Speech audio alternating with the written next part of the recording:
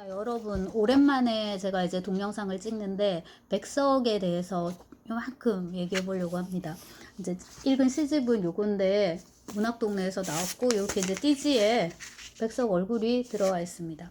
백석은 1912년에 태어나서 이제 북한으로 갔는데, 죽은 연도는 1996년인가 봐요. 그래서 74년?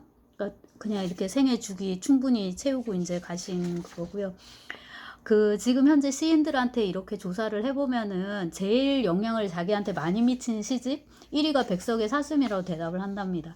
그 다음에 이제 정지용, 김수영, 서정주 이런 시인들과 더불어서 우리 이 시인들 아마 독자들 그냥 그럴 것 같고요. 제일 좋아하는 이제 그 시인 순위에 들어가는 한 3순위 뭐 이 정도 된다 그러네요.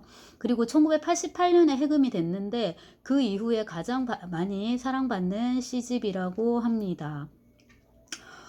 근데 이 백석의 이름에 비해서 그 시를 쓴 시기는 되게 짧습니다. 35년부터 이제 해방 이전까지 쓴 시가 대부분이니까 작가 나이로 치면은 2030, 네, 뭐 20대, 30대 요 정도이고 분단 이후에는 자기 고향인 정주에 있으면서 체류하면서 주로 아동문학을 이제 그러니까 동시를 쓰고요. 그 다음에 이제 번역을 했다고 합니다.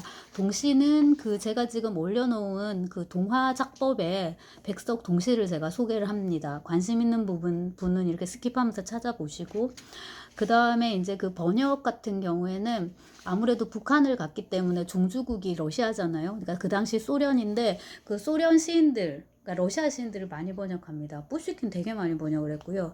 그 다음에 그 고요한 동가, 이렇게 두툼한 우리식의 토지, 테베산맥 이제 이런 건데 그거도 번역을 하고, 그리고 이제 그 러시아 시인들 중에서 현대 시인을 되게 많이 번역을 했는데 고전 중에서 레르몬토프라고 낭만주의 시인이 있습니다. 이제 그 사람의 시를 또 번역을 했더라고요. 근데 이제 제가 그거를 강의 영상을 찍을 일이 있어서 찍으면서 레르몬토프를 쭉 하고 마지막에 백석의 시를 소개를 합니다.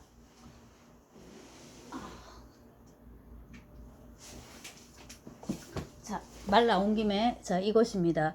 그래서 여러분 그 순우 고전 백선 거기에 이제 이번 학기인가요 다음 학기인가요 레르몬토프도 이제 들어가는데 관심 있는 분 보시고 레르몬토프가 백석이 레르몬토프 씨를 많이 번역을 했으면 좋은데 아주 많이 하지는 않았고 그 다음에 이제 제가 막 그 강의 영상에서 맨 마지막에 백석이 번역한 러시아 시를 소개하기보다는 이렇게 영향을 받아서 우리 시인 백석이 이런 시를 썼다. 그거를 이제 강조하고 싶어서 백석 시를 이제 거기다가 PPT 한 장을 이제 이렇게 해서 올렸는데 강의는 하지 않고 그냥 이렇게 영상만 보여주는 걸로 이제 끝을 맺었는데 요거는 이제 강좌가 달라서 그건 이제 러시아 문학이 중심이 되는 거고요. 이건 이제 창작이기 때문에 이제 백석에 대해서 다룰 수 있는 아주 소중한 이제 시간을 제가 네, 얻었습니다. 그렇고 요거 관심 있는 분은 그걸 이제 신청을 하시면 되고 겸사겸사 저도 국문학자가 아니고 더군다나 시는 저의 연구 영역이 너무나도 아니기 때문에 소래섭 선생님이 강의하는 영상을 이제 한 2번, 3번 이렇게 보면서 메모를 해가지고 지금 그거를 토대로 여러분들한테 말씀드리는 겁니다.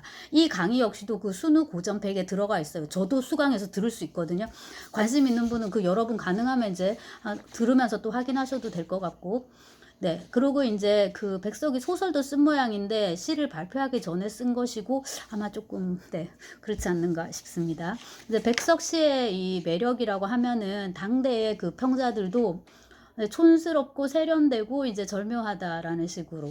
그래서 아마 요약을 하면 이 토속성과 모더니티의 결합 이걸로 이제 정의할 수 있을 것 같습니다. 원체는 이제 백석이 되게 빛나는 외모고요. 제가 이미지 몇 개 긁어 놓겠습니다.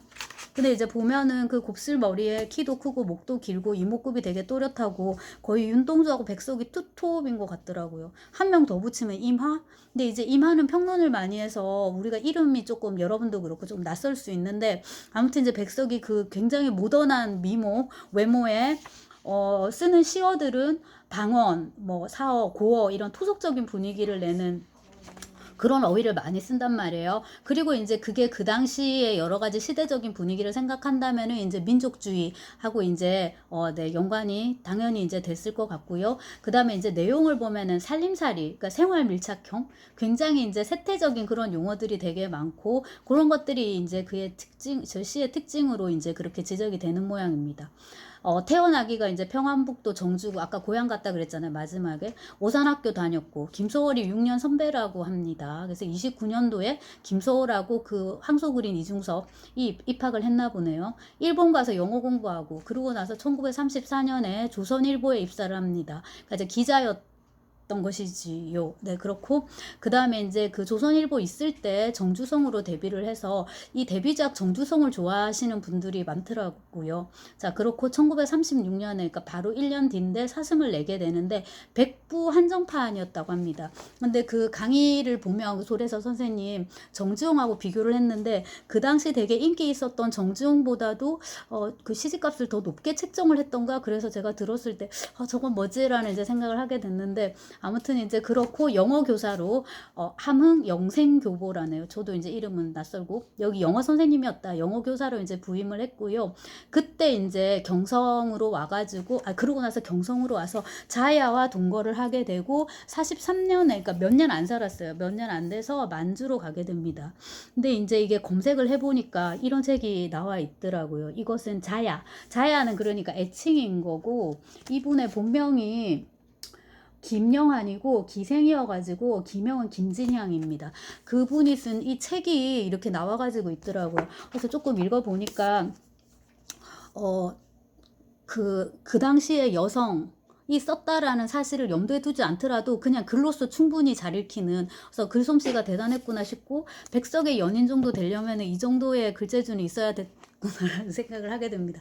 그러니까 제 입장에서는 그 도스옙스키의 두 번째 부인인 안나 도스옙스카야가 쓴 회고록이 있습니다. 회상록. 그거를 읽으면 뭐 잘 썼다 이런 뭐 걸작 이런 건 아니지만은, 역시 그 도스옙스키 옆에서 이렇게 하려면은 이 정도 글재주는 있어야 되는구나. 그 다음에 톨스토이 부인 소피아 톨스타야가 있습니다.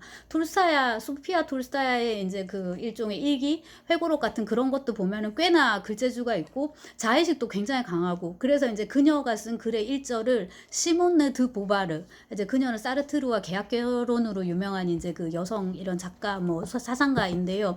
제2의 성에서 그 톨스토이 부인, 백작 부인의 그 글을 많이 인용을 하죠. 근데 이 자야의 경우도 이제 그런데 둘이 이걸 만났을 때 이미 백석은 정략 결혼 해가지고 유부남처럼 막 그랬나 봐요. 근데 이제 이렇게 마음이 이쪽으로 와 있으니까 거기서 당연 못 살 거 아니에요. 그래가지고 이제 여기 와가지고 자야랑 이제 이렇게 정말 죽고 못 사는 그런 이제 관계로 연애를 했던 것 같고, 백석이 만주로 갈 때 같이 가자 했는데 자야가 뭐 안 간다 했다라고 합니다. 이제 그래서 이제 보니까는 이 자야가 진짜 그 뮤즈인 거죠. 뮤즈이고요. 그리고 이제 그 백석이 저기 북한 가가지고 우리가 이제 소식을 잘 모르고 이랬던 거잖아요. 그러다가 이제 1996년에 이렇게 이제 돌아가신 걸로 이렇게 돼 있고, 그 인민복 있잖아요. 그거 입은 사진을 보니까 진짜로 그 굉장히 지적이고 평안한 그런 노지식 늙은 그런 나이 드신 그런 지식인의 모습, 그런 느낌이 들더라고요. 결혼도 했고 삼남 이녀랍니다.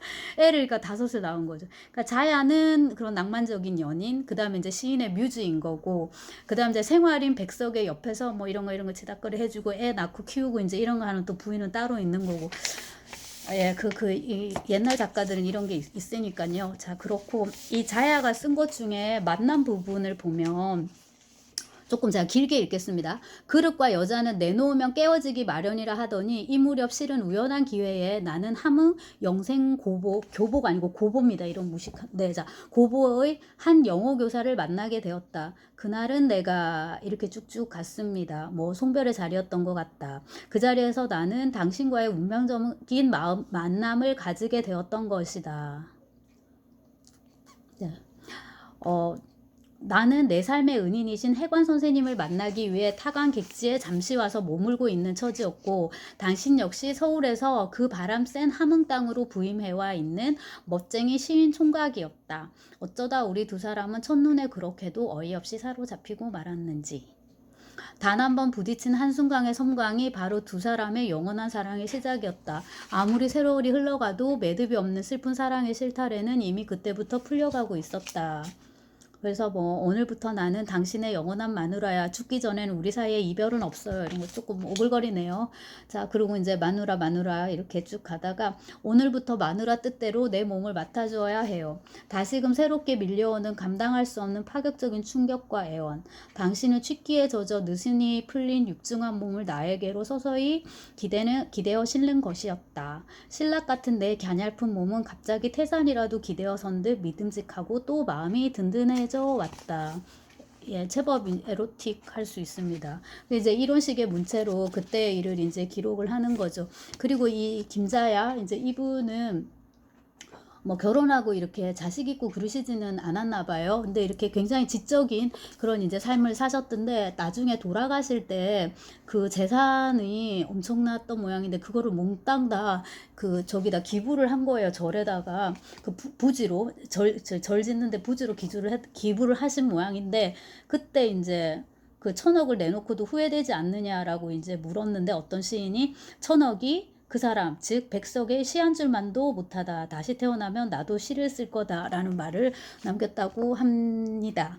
네, 그렇고 이제 저는 이거를 보니까는 뭐야 아쿠다가 류노스케가 인생은 보들레르의 시 한 줄만도 못하다라고 말했던 게 생각나고 이제 시대가 그러니까 백석의 연인으로 이제 살았던 거잖아요. 이렇게 산문 하나 내는데 아주 이제 오래전에 그 로댕의 여자친구로 우리가 까미오 클로데를 기억을 하죠. 이렇게 돼 있는 그 조각의 모델이기도 한데 아마 지금 태어났으면 본인 자체가 이제 걸출한 그런 조각가로 살 수도 있었을 거고 그런 것도 잠시는 생각을 이제 해봅니다.